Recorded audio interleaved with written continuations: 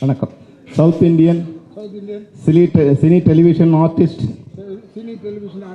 And dubbing artist யூனியனின் 2026-29 ஆண்டிற்கான 26 நிர்வாக தேர்தலில் தலைவர் பதவிக்கு தேர்ந்தெடுக்கப்பட்ட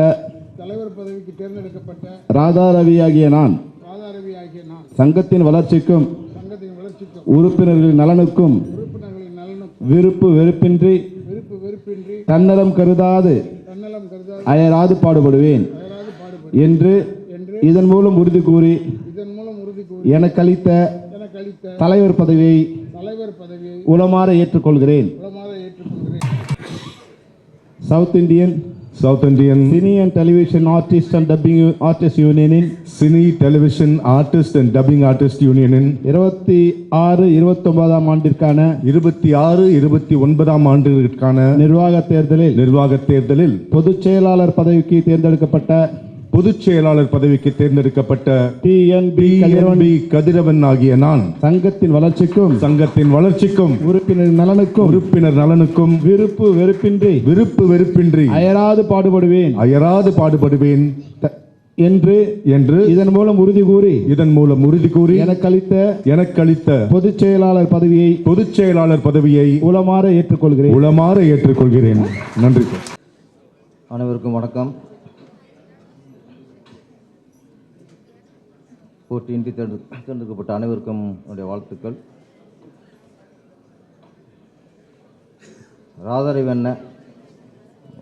ராதாரவி அப்படின்னு பேரை சொன்னாலே ஒரு கெத்து தான். அப்பவுமே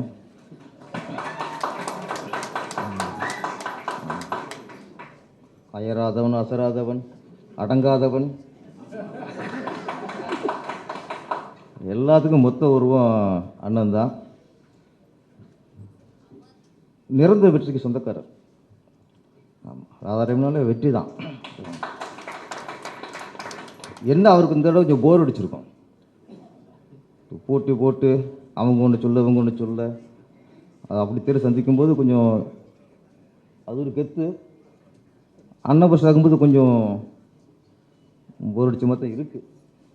அதுவும் ஒட்டுமொத்தமாக அன்னபஸ் ஆகும்போது அதிசயமாக இருக்குது. முதல்ல இப்படி சங்கமா, இப்படி ஆரோக்கியமான சங்கமா. தேர்தலில் போட்டிட்டு வெற்றி பெறுங்கிறது அது வெற்றி. அண்ணா பஸ்டா வாரங்கிறது வெற்றி இல்லை, அது கௌரவம், பெருமை, ஒட்டுமொத்த உறுப்பினர்களின் நம்பிக்கை. அதே இப்போ வெப்சி தலைவர் பொருளாதாரம் பேசிக்கிட்டோம். தேர்தலில் போட்டிக்கிட்டு வெற்றி அடைஞ்சலாம். ஆனால் அந்த அன்னபஸ்டா வரங்கிறது தான் சாதாரண விஷயம் இல்லை. அதுதான் ஒரு முழுமையான வெற்றி. அன்னபஸ்டுங்கிறது ஒரு மனதாக இல்லை, உறுப்பினர் ஒட்டுமொத்த மனதும் தேர்ந்தெடுக்கப்பட்ட ஒரு வெற்றி தான் இந்த வெற்றி. ரொம்ப சந்தோஷமாக இருக்குது. ராதாரவனை பற்றி நம்ம நிறைய விஷயம் சொல்லிட்டே இருக்கலாம். இந்த யூனியனுக்கு கிடைத்த மிகப்பெரிய பொக்கிஷம் ராதாரவன். இன்னைக்கு கதிரவனாக இருக்கட்டும், சாஜிதாவாக இருக்கட்டும், செயற்குழு உறுப்பினர்கள், ஜாயின்ட் செக்ரட்டரி, எல்லாருடைய வெற்றிக்கு இந்த அன்னபஸ்டவருக்கு காரணம் ராதாரவி அண்ணங்கிறத மறுக்க முடியாது.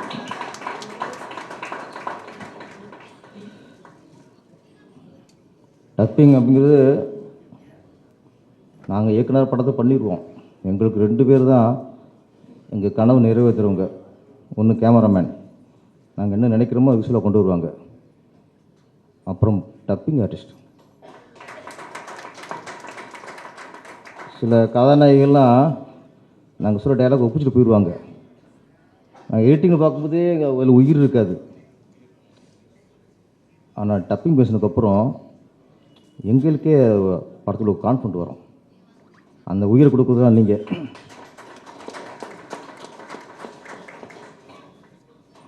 நான் டைரக்டர் ராமநாத சார்ட்ட உதவி இயக்குனர் ஒர்க் பண்ணேன்.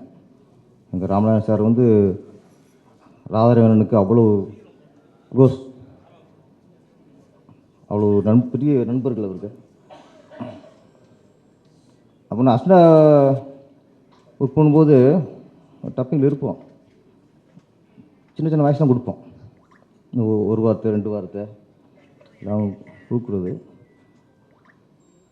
ஆனால் நான் உதயகுமார் இருக்கும்போது நீ இத்தனை பேர் டப்பிங் கிளாஸ் பண்ண சாதனையை நான் பண்ணேன், அதுக்கு நீங்கள் உட்காந்து சேர்த்துக்கணும். துர்கான்னு படம் எங்கள் டேரக்டர் தெரியும், யானை குரங்கு நாய் இதுதான் அதிகமாக யூஸ் பண்ணுவார். துர்காவில் குரங்கு நடிச்சிருக்கும், படம் ஃபுல்லாக அதுதான், அது ஒரு ஹீரோ மாதிரி தான்.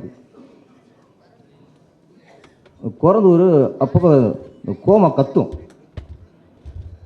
இந்த பல்ல வச்சுட்டு கோமா கத்தும், அதுக்கு சவுண்டு கொடுக்கணுமே. நான் அவரோட கொடுத்துட்டேன். இன்ஜினியர் உள்ளெல்லாம் சூப்பர்ட்டாங்க, கரெக்டாக இருக்கு பண்ணிட்டாங்க.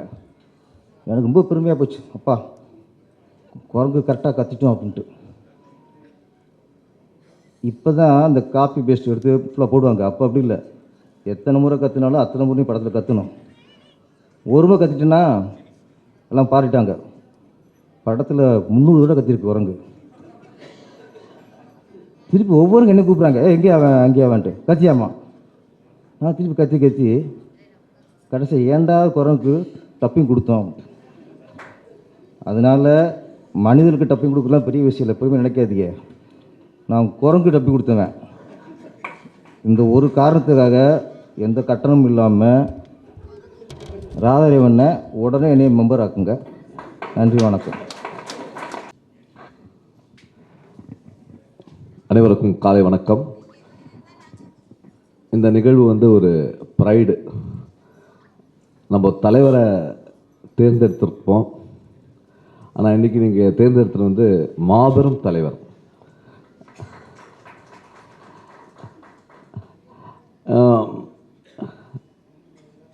தலைவரை பற்றி சொல்லணும்னா, இவர் வந்து மக்களுக்கு வந்து நிறைய விஷயங்களை நையாண்டித்தனமாகவும் கோபமாகவும் கிண்டலாகவும் சொல்லியிருப்பார். ஆனால் அவர் சொன்ன ஒவ்வொரு பதிவும் இன்னைக்கு நம்மளுடைய எல்லார் மனசிலும் நின்று கொண்டு ஒரு நடிகராக இருந்து கொண்டு ஒரு டப்பிங் யூனியனுக்கு இப்படி ஒரு சேவை செய்து கொண்டிருப்பது இவர் ஒருவர் என்பதை நான் தெரிவித்துக் கொள்கிறேன். நடிகராக இருந்துட்டோம்னா பணத்தை வாங்குகிறோம், கோடிக்கணக்கில் பணத்தை வாங்குகிறோம், ஜாலியாக லைஃப்பில் போய் செட்டில் ஆகிடுவோம். இவருக்கு எதுக்கு இங்கே வந்து யூனியன்லேருந்து உட்காந்துட்டு உங்களுக்காக மல்லு கட்டிகிட்டு இருக்க வேண்டிய வேலை இருக்குது. ஆனால் அவர் நடிகர் மட்டும் இல்லை, ஒரு தொழிலாளியின் வியர்வை உணர்ந்து கொள்ளும் ஒரு மாபெரும் மனிதனாக அவர் இருந்து கொண்டிருக்கிறார். உங்களுடைய ஒவ்வொரு பிரச்சனைக்கும் முடிவு சொல்ல அவர் இங்கே உட்கார்ந்துட்டு இருக்கார். உங்களுடைய வாழ்க்கையில் உயர்வுக்கு இங்கே உட்கார்ந்துட்டு இருக்கார். ஸோ அண்ணா ரொம்ப பெருமைண்ணா, உங்களோட நாங்களாம் இருக்கிறது பயணிக்கிறதே வந்து ரொம்ப சந்தோஷமாக நினைக்கிறேண்ணே. So you are all very blessed. நீங்கள் வந்து இப்படி ஒரு மாபெரும் தலைவரை கண்டெடுத்து உங்களோட இருக்கிறார் என்பது நீங்களாம் கொடுத்து வச்சுருக்கீங்க. இது உங்களுக்கு பல நல்ல விஷயங்களை அமையும் என்று தெரிவித்துக்கொண்டு இந்த வாய்ப்பினை கொடுத்த டப்பிங் யூனியனுக்கு என்னுடைய வாழ்த்துக்களை தெரிவித்துக்கொண்டு, அப்புறம் நிர்வாகியாக எல்லாரும் வந்திருக்காங்க, என்னுடைய நண்பர் அப்புறம் ஷாஷிதா இவங்க 2 பேரும் வந்து, ஏன்னா நான் பெப்சியில் துணைத் தலைவராக இருக்கும்பொழுது உங்களுடைய பிரச்சனை வந்து யார் வந்து சொல்கிறாங்களோ இல்லையோ, ஷாஷிதாவும் இவங்களும் வந்து ஒவ்வொரு பிரச்சனையும் வந்து பெப்சியில் சொல்லி அதுக்கு வேண்டிய விடைகளை சும்மா சொல்லிட்டு போகிறது முக்கியம் கிடையாது, அதுக்கு வேண்டிய சொல்யூஷனை எடுத்துகிட்டு போகிற மாபெரும் 2 வீரர்கள் இருக்காங்க. இவரை நீங்கள் தேர்ந்தெடுத்ததுக்கு நன்றியை தெரிவித்துக் கொள்கிறேன். அனைவருக்கும் நன்றி. அனைவருக்கும் காலை வணக்கம். டப்பிங் யூனியனோட 26, 29 ஆண்டிற்கான நிர்வாக தேர்தலில் போட்டியின்றி தேர்ந்தெடுக்கப்பட்ட சகோதரர் ராதாரவி உட்பட தேர்ந்தெடுக்கப்பட்ட அனைத்து நிர்வாகிகளுக்கும் செயற்குழு உறுப்பினர்களுக்கும் சம்மேளனத்தின் சார்பில் எங்களுடைய மனமார்ந்த வாழ்த்துக்களை தெரிவித்துக் கொள்கின்றோம். இது நிச்சயமாக ஒரு மிகப்பெரிய விஷயம்தான். தேர்தலில் போட்டியின்றி வெற்றி பெறுவது, அதுவும் டப்பிங் யூனியனில் தேர்தலின்றி போட்டியிடுவதுங்கிறது சாதாரண விஷயம் இல்லை. அதை எப்படி மிகப்பெரிய ஒரு புயலும் ஆரவாரமும் கலவரமும் இருக்கிற ஒரு யூனியனில் எலெக்ஷன் வரும்போது 3 மாதம் முன்னாடி அது தெரியும். அந்த பருவம் மழை வர மாதிரி, அந்த புயலும் இடியும் வர மாதிரி டப்பிங் யூனியன் எலெக்ஷன்னா வாட்ஸ்அப்பும் சோஷியல் மீடியாவும் ஃபுல்லாக ரெம்பி போயிடும். கலகம் வந்துக்கிட்டே இருக்கும், ஒன்று மாதிரி ஒன்று வந்துகிட்டே இருக்கும். ஆனால் யூனியனில் எலெக்ஷன் வச்சதும் தெரியல, எலெக்ஷன் முடிஞ்சதும் தெரியல. இவ்வளோ அமைதியாக இந்த யூனியன் எலெக்ஷன் நடந்து முடிந்தது உங்கள் எல்லாரோடைய சாதனை தான், தனிப்பட்ட ராதாரவி சாதனை இல்லை.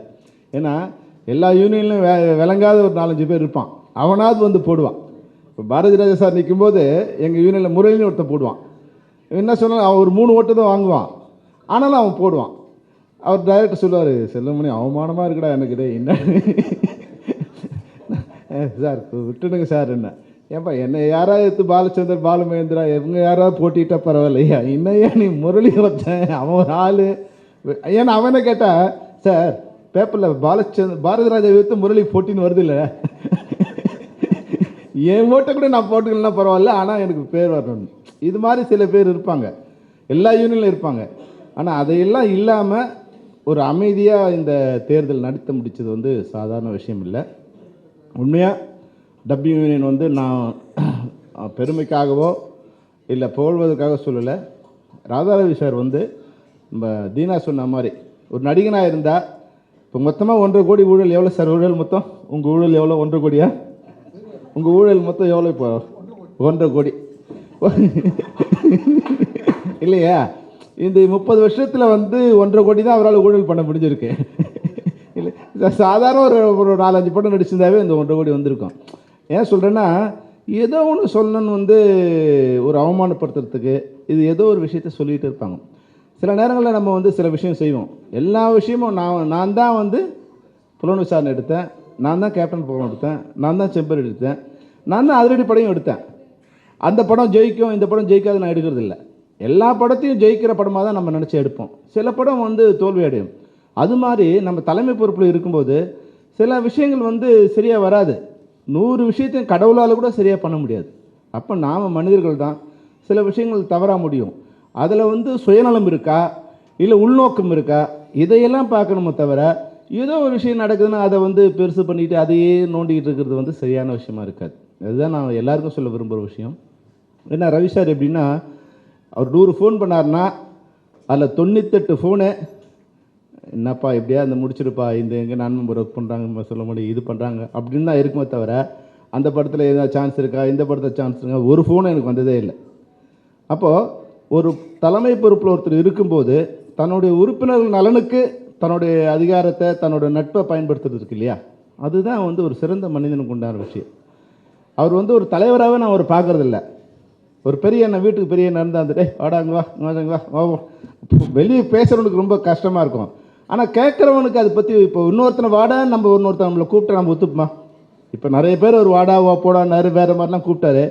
இதே ஆள் வெளியே போகும்போது ஒருத்தர் வாடான்னா நம்ம சும்மா இருப்போமா? அப்போ என்ன மாதிரி எதுன்னா ஒரு அன்பு தலைவனுக்கும் உறுப்பினருக்கும் ஒரு சகோதரத்துவமான ஒரு அன்பு இந்த யூனியனில் இருக்குது. சில நேரங்களில் அது நடக்கும். அதுதான் இந்த யூனியனோட பலமாக நான் கருதுகிறேன். உண்மையாக ராதாரவி சார் நான் 40 வருஷம் ஆச்சு நான் அவரை பார்த்து. இப்போ எப்படி இருக்காரோ அப்படி தான் அப்பவும் இருப்பார். வளர்ந்த பிறகு மாறிட்டார். வயசு ஒன்றா கொஞ்சம் முன்னாடி நர விழுந்திருக்க தவிர அதே கேரக்டரில் எந்த மாற்றமும் இருக்காது. அவ்வளோ அன்னைக்கு நான் அசிஸ்டன்ட் டைரக்டராக இருக்கும்போது அதே மரியாதை தான். இன்றைக்கி டைரக்டர் ஆன பிறகோ இல்லை பிரசிடென்ட் ஆன பிறகோ எனக்கு மரியாதை கொடுக்குற நினைக்காதீங்க. அன்றைக்கி நான் சாதாரணமாக மணிவண்ணன் சார்கிட்ட உதவி இயக்குனர், அன்றைக்கும் அதே மரியாதையோடு அதே நட்போடு தான் பழகினார். இன்றைக்கும் அந்த மனிதர்களை தராதாரம் பார்த்து ஸ்டேட்டஸ் பார்த்து வெற்றி தோல்வி பார்த்து பழகிற பழக்கம் ரவி சார் கிடையாது. ஏன்னா அவர் ஜெயலலிதாவுக்கும் அப்படி தான் இருப்பார், கருணாநிதிக்கும் அப்படி தான் இருப்பார், ஸ்டாலினுக்கும் அப்படி தான் இருப்பார், இங்கே தாசரதிக்கும் அப்படி தான் இருப்பார். ஐயோ இவன் சின்னவன் பெரியவன் இல்லை, கட்சியிலேருந்து உங்களை தற்காலிகமாக நிற்கிறோம். ஏன்பா தற்காலிகம் நிற்க, மொத்தமாக நிற்கிறீங்கப்பா என்ன, எதுக்கு உங்களுக்கு தற்காலிகம்? அதை ஒரு பெருசாக எடுத்துக்கிறது கிடையாது. ஏன்னா அதில் பிழைக்கிற பொழைப்பு கிடையாது இல்லையா. அவங்கக்கிட்ட போய் நின்று காலை கையை பிடிச்சி பிழைக்கிற பொழைப்பு அது கிடையாது. அதனால் நீ என்னை வச்சுக்கிட்டா சந்தோஷம், அமுச்சிட்டா ரொம்ப சந்தோஷம் அவருக்கு. அதுதான் ரவி சாரோட கேரக்டர். அதனால் இங்கே கூட எப்பா என்னை வச்சுக்க என்னை கேட்டார், என்ன சொல்ல முடியும் இந்த வாட்டி நிற்கிறியான்னு. ஏன் சார் என்ன, இல்லைப்பா நீ அங்கே பெப்சிக்கு வர்றதா இருந்தால் நான் இங்கே வரேன், இல்லைன்னா என்னால் முடியாதுப்பா எனக்கு அப்படின்னாரு. இல்லை சார் எனக்கு கொஞ்சம் சின்ன சின்ன வேலை இருக்குது, அதனால் இந்த முறை நான் வந்து பெப்சிக்கு வர்றதா இருக்கேன் சார் அப்படின்னா நான் நிற்கிறேன்ப்பா அப்படின்னு வந்து கேட்டுக்கிட்டு தான் இந்த எலெக்ஷன்லேயே வந்து அவர் கண்டெஸ்ட் பண்ணார்.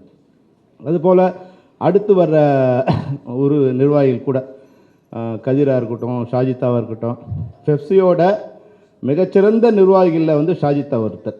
அவ்வளோ வந்து 100% வந்து 100% அட்டண்டன்ஸ் இருக்கும். நம்ம யூனியன் விஷயம் மட்டும் இல்லாமல் நாங்கள் பொதுவாக வந்து ஒரு 4-5 பேர் இப்போ வந்து தீனா, அசோக் மேத்தா, ஷாஜிதா இது மாதிரி கொஞ்சம் பேர் நாங்கள் நிர்வாகிகள் இல்லாமல் கொஞ்சம் பேர் வந்து மெயின் நிர்வாகி இல்லாமல் முக்கியமான வேலையை சொன்னோமோ அது வந்து வேலையை மெனக்கட்டு அந்த வேலையை பண்ணுவாங்க. எந்த விதமான பிரதிபலனும் இல்லாமல் 12 மணி நேரம் அங்கேயே உட்கார சொன்னாலும் அங்கேயே உட்காந்து அந்த வேலையை பண்ணுவாங்க. அதில் ஷாஜிதா வந்து ஒரு பெண்ணாக இருந்தால் கூட இரவும் பகலும் பார்க்காம எந்த நேரமும் வந்து அங்கே உட்காருவாங்க. அதுபோல் கதிரை வந்து நீங்கள் 24 மணி நேரத்தில் எப்போ வேணாலும் கூப்பிடலாம். சில நேரங்களில் வந்து டப்பிங்கில் இருந்தால் அடுத்த ½ அன் ஹவரில் ஃபோன் வந்துடும், சார் என்ன சார் இது மாதிரி பிரச்சனை, அது தனிப்பட்ட பிரச்சனையாக இருந்தாலும் சரி, மொத்த பிரச்சனையாக இருந்தாலும் மிக சுமூகமாக அதை பண்ணி கொடுப்பாரு. அந்த வகையில் கதிருக்கும் ஷாஜித்தாவுக்கும் ஒரு வாழ்த்துக்களை தெரிவிக்க விரும்புகிறேன். அது மாதிரி வந்து நம்ம சாமிநாத் சொன்ன மாதிரி எனக்கு வந்து சாந்தகுமார் ரொம்ப நாள் நண்பர். அவர் நான் அசிஸ்டண்டாக இருக்கும்போது அவர் வந்து இன்சார்ஜ். அதனால் இந்த இடத்துல வந்து எப்படியாவது ரவி சாரோட போடான்னு நான் ரவி சாரும் அவரும் ரொம்ப ஃப்ரெண்ட்ஸு. ஆனால் நிற்கிறது எல்லாம் எதிர்த்தே நிற்பான். என்னடா என்ன இல்லைண்ணே போடுறேன் கடைசியில் வந்து இது பண்ணிட்டாங்க அப்படின்வான். எப்படியாவது போட. ஏன்னா எனக்கு ரவி சாருக்கு எதிர்த்தா ஒருத்தரிக்கும் போது நம்ம நண்பரை நிற்கும் போது அவனுக்கும் நம்ம இது பண்ண முடியலையேங்கிறது இருக்கும். ஆனால் இந்த வேலையில் பார்க்கும்போது ரவி சார் அணியில் வந்து சாந்தகுமாருக்கு சால்வ் போடுறது ஒரு சந்தோஷமான விஷயம்தான். எல்லாரும் வந்து வேறு கருத்து இருந்தாலும் அதுபோல் குமரன் வந்து எனக்கு வந்து நான் வந்து முதல்ல அசிஸ்டன்ட் டைரக்டர் இருக்கும்போது அவன் தான் கோவை சரளாவும் அவங்க பேர் அந்த படத்தில் கல்யாண கச்சேரி அன்பின் ஒரே ஒரு படத்தில் நான் 85 வந்து ஒர்க் பண்ணும்போது அவர் வந்து குமரன் பார்த்தேன். இன்றைக்கி அவரும் வந்து இந்த எண்ணெயில் இணைஞ்சிருக்கார். உங்களுக்கும் என்னுடைய வாழ்த்துக்களை தெரிவித்தேன் குமரன். அதுபோல் வந்து துர்கா அம்மாவும் வந்து நாங்கள் உதவி இயக்குனராக இருக்கும்போது 3 பேர் தான் எங்கள் படத்துக்கு மாறி மாறி வருவாங்க. ஒன்று துர்கா, இல்லை அனுராதா, இல்லை ஹேமாலினி. இந்த ஏன்னா ஹீரோஸ் எல்லாம் அவங்க ஓன் வாய்ஸ் வந்துடும், ஹீரோயின்ஸ் எல்லாருமே இவங்க தான் பேசுவாங்க. அந்த 40 வருஷம் கழிச்சா கூட இன்றைக்கி வந்து இந்த மேடையில் அவங்க ஒரு பொறுப்பில் இருந்திருக்காங்க. அவங்களுக்கு என்னுடைய தனிப்பட்ட முறையில் என்னுடைய வாழ்த்துக்களை தெரிவிக்க விரும்புகிறேன். அது மாதிரி இன்னொரு விஷயம் இங்கே எனக்கு தெரிஞ்சுக்கிட்டேன். அதாவது வந்து நம்ம ஆஃபீஸுக்கு வந்து வேலைக்கு வைக்கிறதுனா சம்பளத்துக்கு பதிலாக சால்வ் போட்டால் போதுன்னு வந்து ராதாரவி சார் கற்றுக்கிட்டேன். ஏன்னா மணிகண்டனுக்கு சால்வ் போட்டும்போது சொன்னார், அவர் வேணான்னாரு, வாப்பா இதாம்பா அவனுக்கு சம்பளம்னாரு. அதனால் இனிமேல் மணிகண்டனை வந்து தமிழ்நாடு திரைப்பட இயக்குநர் சங்கத்துக்கும் சம்மேளனத்துக்கும் நாங்கள் வந்து லாயராக வச்சுலாம் முடிவு பண்ணியிருக்கோம். ஏன்னா மணிகண்டன் சார் வந்து வேறு ஒரு விஷயம் வரும்போது கூட எங்கள் டைரக்டர்ஸ் யூனியன் பிரச்சனை வரும்போது டக்குன்னு ஷாஜிதாக்கு ஃபோன் பண்ணி இது மாதிரிமா டைரக்டர்ஸ் யூனியனுக்கு எதிராக ஒரு கேஸ் வருது, அவங்கள பார்க்க சொல்லணும். அதாவது வந்து ஏதோ ஒரு சங்கத்துக்கு போகணும் அப்படின்னா இல்லாமல் சினிமா துறைக்கு எதிராக எந்த ஒரு அவர் சம்மந்தமில்லாத ஒரு யூனியனாக இருந்தால் கூட அதுக்கு ஃபோன் பண்ணி அந்த டீட்டெயில்ஸ் வந்து எனக்கு சொன்னார். அப்போ வந்து ஒரு சிறந்த மனிதர்கள் தான். அதாவது பணம் எப்படி ராதாரவி சார் வந்து ஒரு பணத்து மேலே வந்து அதுக்காக வந்து இல்லாமல் இருக்காரோ அது மாதிரி அவர் கூட இருக்கவங்க கூட பணம் கொடுத்தா தான் வேலை செய்யணும் இல்லாமல் நாங்கள் வேலை செய்கிறோம் பணத்தையோ இல்லை சால்வையோ கொடுங்கிற மாதிரி ஆளுங்க அவர் வச்சுருக்காரு. அந்த வகையில் அவங்களுக்கும் என்னோடய வாழ்த்துக்களை தெரிவிச்சுக்கிறேன். இன்னொரு சின்ன ரெக்வஸ்ட் என்னென்னா சம்மேளனத்தோட ஒரு சின்ன டெசிஷன் அது எதுவாக இருந்தாலும் முதல்ல பண்ணுற யூனியன் டப்பிங் யூனியன் தான். அது ஃபஸ்ட்டு யூனியன் டப்பிங் யூனியன் தான். நாங்கள் டைரக்டர்ஸ் யூனியன் இருந்தால் கூட அது முதல்ல வந்து அது டப்பிங் யூனியன் வந்து ஒரு மிலிட்ரி மாதிரி. அது எஸ்னா எஸ், நோன்னா நோ. நான் எதுக்கு சொல்ல வரேன்னா சார் அட்டண்டன்ஸ் போடணும் சார், ஓகே. அடுத்த 5வது நாள் மொத்த பேர் 1300 பேருக்கு பணத்தை எடுத்து வந்து கட்டிட்டாங்க ஃபஸ்ட்டு. அது எங்களால் கடைசி வரைக்கும் அதை எக்ஸிக்யூட் பண்ண முடியாது, வந்து வேறு பிரச்சனைகள் வந்துகிட்டே இருந்தது. இப்போ தான் அதை சரி பண்ணியிருக்கோம். இப்போ வந்து எலெக்ஷனுக்கு அப்புறம் அதை எக்ஸிக்யூட் பண்ணலான்னு சொன்னார் கதிர். அதனால் வந்து இப்போ எலெக்ஷன் முடிஞ்சிருக்கு. இப்போது இன்சார்ஜஸ் எல்லாம் வந்து இதை எக்ஸிக்யூட் பண்ணுங்கள் அட்டண்டன்ஸை.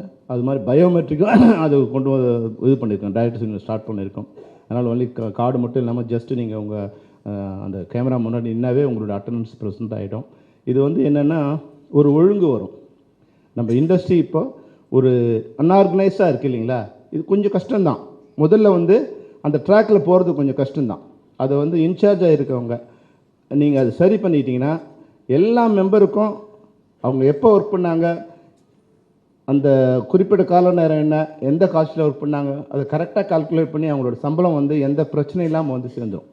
அதனால் இன்சார்ஜுங்க கொஞ்சம் தயவுசெய்து, நிர்வாகமும் சரி, இன்சார்ஜுக்கு சொல்லி இன்சார்ஜாக இருக்கவங்க அந்த அட்டண்டன்ஸை ஃபஸ்ட்டு நீங்கள் அதில் சின்ன சின்ன பிரச்சனை வரும். ஏன்னா நம்ம வந்து ரெகுலராக ஷூட்டிங்கில் பண்ணுறவங்களுக்கே எங்களுக்கு வந்து ஒரு 2 மாதம் ஆச்சு அதை சரி பண்ணுறதுக்கு. முதல்ல அந்த பிரச்சனை வரும்போது சின்ன சின்ன தவறுகள் வரும்.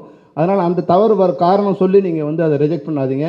ப்ராக்டிக்கலாக எரர்ஸ் வர்றது எல்லாத்துலேயும் சர்வசாதாரணம். அது மாதிரி வந்து உங்களுதையும் நீங்கள் இந்த எலெக்ஷன் முடிச்சோன்னு ஆரம்பிக்கணும்னு சொல்லியிருக்காங்க.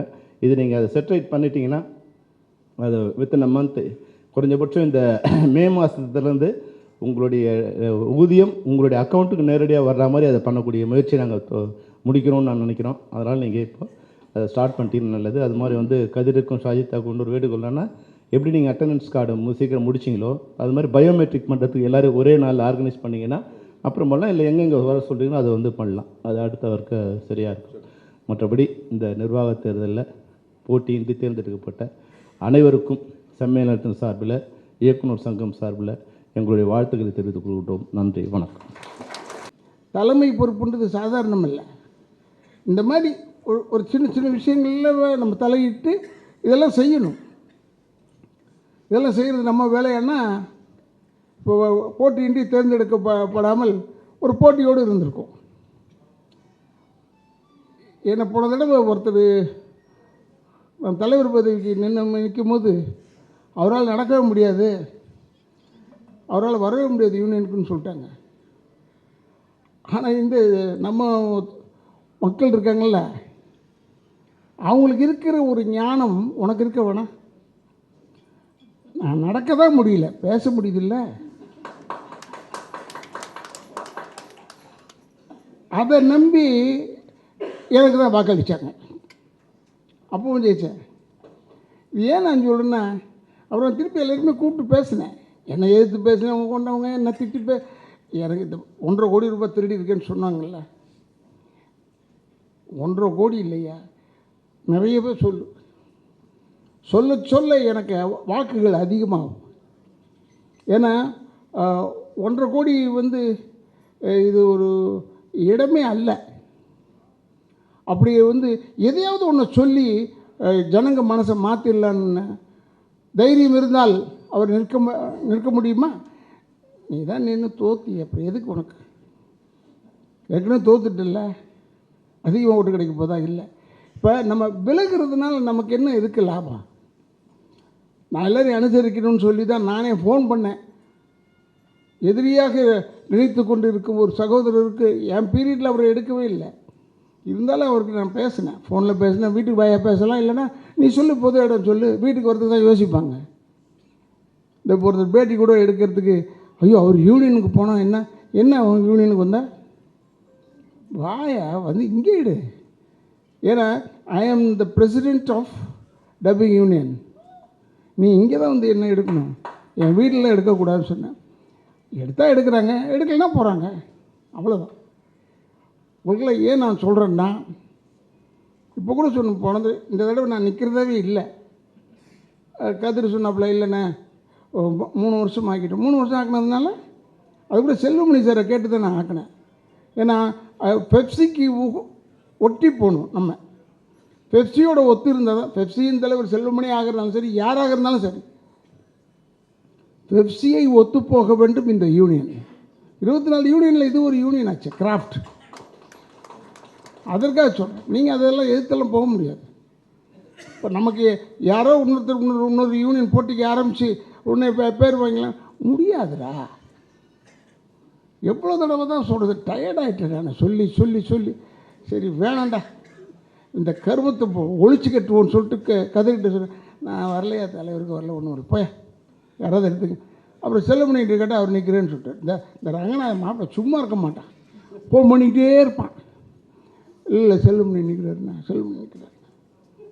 ஓட்டு போட வந்தேன் டைரக்டர். எங்கே இருக்கேன்? வெளியூரில் இருந்தேன். இதற்காக வந்தேனா இல்லையா? ஏன்னா என்னுடைய கடமை என்னென்னா, நான் என் ஓட்டுங்க, என் ஓட்டால் ஜெயிக்கிறாங்க தோக்குறாங்க அது வேறு. என் ஓட்டு என் மனசாட்சிப்படி போட்டு ஆகணும். என்னுடைய உரிமையை விட்டு கொடுக்க முடியாத. அப்போ கூட சொல்லிட்டு தான் வந்தேன், செல்லுமணி சார்கிட்ட சொல்லிட்டு வந்தேன். அந்த மனுஷன் நிற்கிறேன். ஆனால் அவர் போட்டியின்றி தேர்ந்தெடுக்கப்பட்டார் டைரக்டர் யூனியனில். ஆனால் அவர் அங்கேயே நிற்கிறார். ஏன்?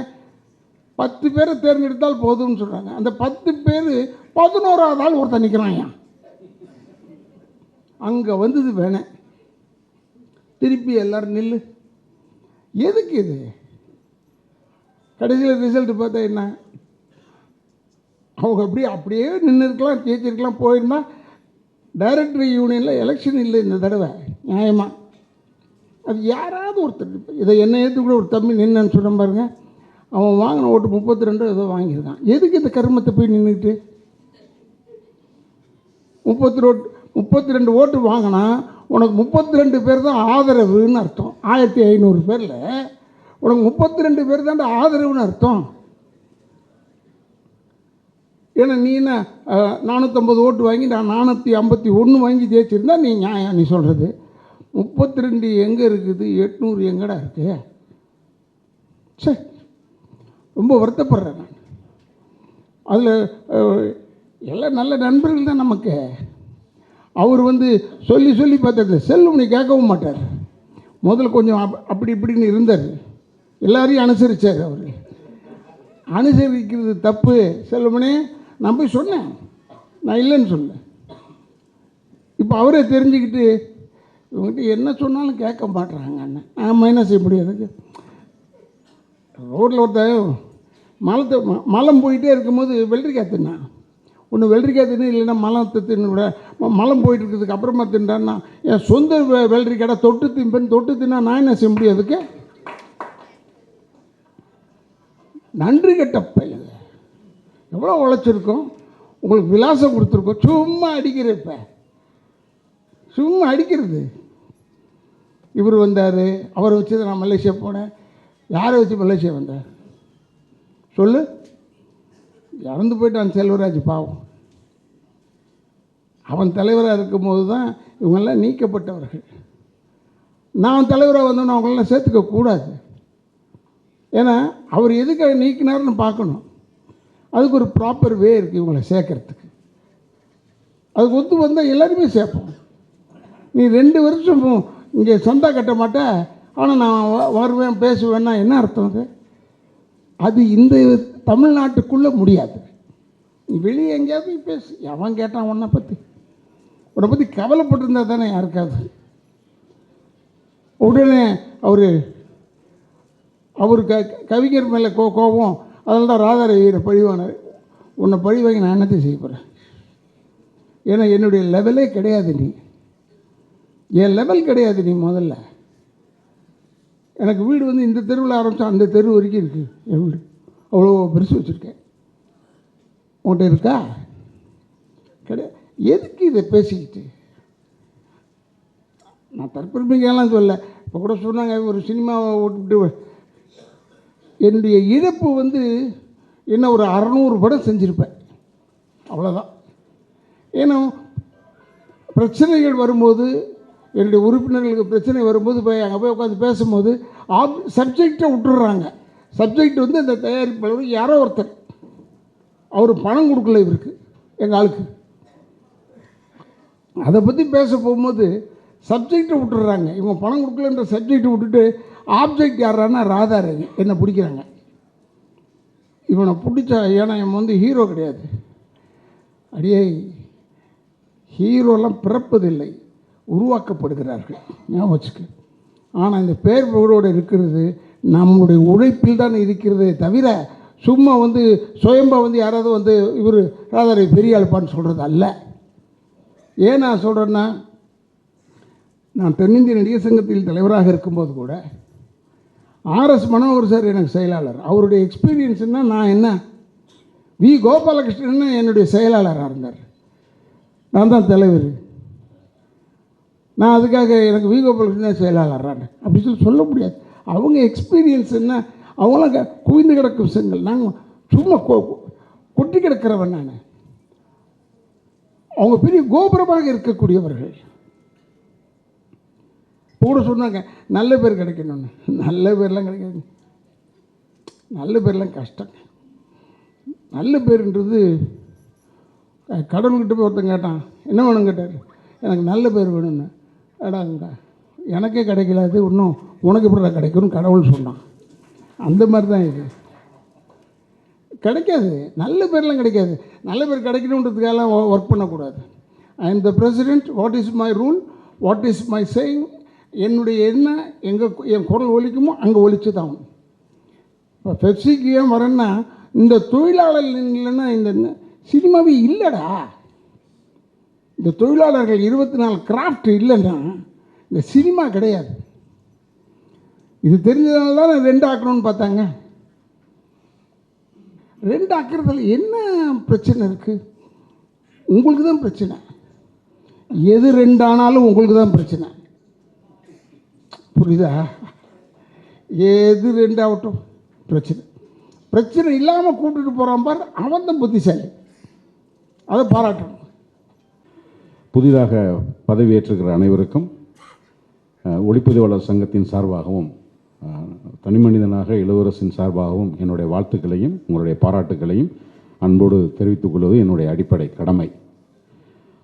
சம்மேளனத்தில் தலைவர், செயலாளர், பொருளாளர் மற்றும் சம்மேளனத்தில் இருக்கின்ற நிர்வாகிகள், 23 கிராஃப்டில் இருக்கிற எல்லாருடைய நிர்வாகிகளுக்கும் என்னுடைய இனிய காலை வணக்கம். அண்ணன் சொன்னதில் ஒன்றும் ரகசியம்லாம் இல்லை. லிங்கா ஷூட்டிங்கில் ஒரு இந்த நேற்று நடந்தது மாதிரி இருக்குது, ஆனால் 12 வருஷம் ஆயிடுச்சு. ரஜினி சாருக்கும் ரவி அண்ணனுக்கும் எப்போ 2 பேரும் ஒன்றா இருப்பாங்க, எப்போ சண்டை போட்டுக்கிறாங்கன்னு அவங்களுக்கும் தெரியாது, நமக்கும் தெரியாது. எப்போவாவது பேட்டியில் பாராட்டினா ஓகே நல்லா இருக்காங்க, சண்டை போட்டுக்கிட்டாங்கன்னா ஓகே சண்டை போட்டுக்கிட்டாங்க, அவ்வளோதான் நமக்கு. ஒரு நாளைக்கு 1000 பேர் ஜூனியர் ஆர்டிஸ்ட்டு ராமோஜி ஃபிலிம் சிட்டியில் ஷூட்டிங் நடக்குது. ஒரு அணைக்கட்டு கட்டுறதாக காட்சி. ஒரு நாளைக்கு 1000 பேர், கிட்டத்தட்ட 16 நாள் ஷூட்டிங் நடக்குது. அப்போ ஒரு நாளைக்கு ஒரு 1000 பேர் ஜூனியர் ஆர்டிஸ்ட்னா 16000 பேருக்கு அந்த படத்தில் வேலை வாய்ப்பு கிடைக்குது. இது நல்லா இருக்குது. இப்போ நான், விஜயகுமார் அண்ணன், ரவி அண்ணன், விட்டர்னு ரஜினி சார் ஃப்ரெண்டு எல்லாரும் சேர் போட்டு உட்காந்துருப்போம். எங்களுக்கு எப்போவாது தான் ஷாட் வரும். எங்களுக்கு அண்ணனோட உட்காந்து அண்ணன் ஏதாவது சொன்னால் அப்படி ஒரு பெரிய ஃப்ளாஷ்பேக் போகும். அதை பூராத்தையும் சொல்ல முடியாது, ஏன்னா மைக்கு நான் சொல்கிறத சொல்லிவிடும், உங்கள் காது நான் சொல்கிறதெல்லாம் வேறு கேட்கும். அதனால் அதை எடிட் பண்ணிவிட்டு இதுக்கு வந்துடுறேன் விஷயத்துக்கு. அப்போ ரஜினி சார் மேலே நிற்கிறாரு, எங்களுக்கு ஷாட்டு கிடையாது. அதில் இந்த மைக்கை கையில் இந்த தகரத்தில் மைக் மாதிரி இருக்குங்களே, அதை வச்சுட்டு நீ இந்த செட்டியாராக வராத, ஐயராக வராத, முதலியாராக வராத, நாடாராக வராத, ஒரு இந்தியனா வாடாவுன்னு ஒரு பெரிய லென்த் டயலாக் ரஜினி சார் பேசிட்டு அப்படி டேர்ன் பண்ணால் திருப்பி கட் பண்ணி க்ளோஸ் போய் இங்கேருந்து ஒரு ஜிமிஜி போய் சார்ஜ் ஆகுது ஷார்ட். இப்படி உட்காந்துட்டே இருந்தார். வேலை வருஷா இந்த ஒரு ஆள் இல்லைன்னா இங்கே உனக்கு எனக்கு எல்லாத்துக்கும் வேலை இருக்கா அப்படின்னா விஜயகுமாரன் ஆமாம் ஆமாம் 16,000 பேர் ஜூனியர் ஆர்டிஸ்ட்டு, நம்ம ஒரு 200 பேர் இருக்கோம், 25 கேரவனு, லைட்மேனு, யூனிட்டு, 3 கேமரா, கிட்டத்தட்ட ஒரு நாளைக்கு 2000 பேருக்கு வேலை கொடுக்கறது ஒரே ஒரு ஆள்னா அவன் என்ன ஜாதகத்தில் பிறந்திருப்பான் யோசி. இதுதான் அவர் சொன்ன விஷயம். 2000 பேர்த்துக்கு வேலை கொடுக்குற தகுதியே ஒருத்தனுக்கு காலம் கொடுத்துருக்குன்னா அவன் ஜாதகத்தை யோசி. ஆமாம் இல்லை, இந்த ஆங்கிளில் நம்ம யாரும் ரஜினி சாரை பார்த்ததில்லை. ஒரு ஹீரோவுக்கு ரஜினி சார் அதுக்கப்புறம் நிறைய ஹீரோஸ் இருக்காங்க. ஆனால் அன்னைக்கு ரவி அண்ணன் பேசுனது அண்ணா கரெக்ட் தானே, நான் உண்மையை தானே சொன்னேன். அதனால் அதுக்கு சாட்சி நான் அதை வேற ஒரு பேட்டியில் சொல்லி அது ரஜினி சாரோட ஃபேன்ஸ் இதெல்லாம் நிறைய ட்ரெண்ட் ஆயிடுச்சு. என்னை ஒரு நாள் கூப்பிட்டாரு ஒரு படத்தில், நீங்கள் காலையில் 9 மணிக்கு என்னை தண்ணி போட சொன்னார். அதுக்கப்புறம் அடுத்த வருஷன் இன்னொரு பேட்டியில் 9 மணிக்கே குடிக்க சொன்னார். நாங்கள் போடுவோம், யார் ஐயா மாடுலேஷன் போடுவோம், காலையிலே போட்டு என்னை சொன்னார், ரவி இந்த படத்தில் நீங்கள் இல்லைன்னு. ஏயா நான் பாட்டில் வீட்டில் இருந்து உன்னை கூப்பிட்டு வச்சு குடிக்க வச்சுட்டு நீ இந்த படத்தில் இல்லைன்னு சொல்கிறதுக்கு என்னை ஏன் கூப்பிட்ட? இது அவருடைய கேள்வி, நீ நியாயமும் கூட. இதில் நம்ம என்ன செய்ய முடியும், பஞ்சாயத்து பேசுறதுக்கு நம்ம ஆளா? ஸோ இதுவும் நடந்துச்சு. அதுவும் வேணான்னு சொன்ன ஒருத்தரை தான் இவர் இந்த ஆங்கிளில் பாராட்டினார். அதுதான் ரொம்ப முக்கியம். ரவி அண்ணனோட குவாலிட்டி என்னன்னா வேணான்னு சொல்கிறாரு அப்படின்னு அது கோவிச்சாரு. ஆனால் ரஜினிகாந்துங்கிற ஒரு நடிகர் எவ்வளோ ஒர்த்து, அவர்னால எவ்வளோ தூரம் இண்டஸ்ட்ரிக்கு வேலை வாய்ப்பு இருக்குங்கிறதையும் ஒருத்தர் பேசுகிறாருங்கிறது தான் நடுநிலைமை. 50 வருஷத்தில் 42 வருஷம் தொழிற்சங்கத்தில் இருக்கிறவர் பல அரசியல் கட்சிகளில் பெரிய பெரிய தலைவரோட பயணப்பட்டிருக்காரு. அவருடைய அடையாளம் அவங்க அப்பாவாக இருந்தாலும் ரவி அண்ணனுக்குன்னு ஒரு தனித்துவம் இருக்குது. அதனால் அவருடைய பயணத்தில் நமக்கு முரண்பாடு இருக்கும், உடன்பாடு இருக்கும். ஆனால் ஒருத்தன் இவ்வளோ நாளாக இந்த பொது வெளியில் இருக்கிறதுங்கிறது அவ்வளோ ஒன்றும் சாதாரணமான கிடையாது. இதை மாதிரி ஒரு எமோஷனல் மேனுக்கு அது நமக்கு ஒரு பாடம். அவர் தலைவராகிறது நமக்கு என்ன ஆச்சரியம், அது வேறு விஷயம். அதனால் அவர் அண்ணனை மாத்திரம் பாராட்டுறதில்ல, டப்பிங் யூனியனில் இருக்கிற சாஜி, தம்பி கதிரவன், நிர்வாகிகள் எல்லாருக்கும் என்னுடைய மனமார்ந்த வாழ்த்துக்களை இப்போ தெரிவிச்சுக்கிறேன். எல்லாரும் நிறைய பேர் பேசணும். சம்மேளனத்தை பொறுத்த மட்டும் ஒரு தனி மனிதனாக ரொம்ப சரி பண்ணிடணும் அப்படின்னு போராடிட்டு இருக்க செல்வமணி சாருக்கு இங்கே எல்லோரும் இருக்கிறீங்க. ஸோ அவர் தனி மனிதனுடைய கமிட்மெண்ட்டை கூட இருந்து எல்லோரும் சப்போர்ட் பண்ணால் சினிமாங்கிறது ஒரு ஒழுக்கமான தொழிலாக மாறுவதற்கான டெக்னாலஜி நமக்கு ஒத்துழைக்கிறதுனால அந்த ஒரு வரையறைக்கு உட்பட்டு எல்லோரும் அவங்கவுங்க லெவலில் நம்ம வேலையை அத்துமீறாமல் இருக்கிறதுக்கான ஒரு பெரும் முயற்சி எடுத்துக்கிறாரு. அதுக்கு எங்களுடைய ஒளிப்பதிவாளர் சங்கமும் துணை நிற்கும். நீங்கள் எல்லாரும் கூட நிற்கணுன்றதை வேறு வேண்டுகோளாக வச்சு வாய்ப்புக்கு நன்றி கூறுகிறேன். நன்றி, வணக்கம்.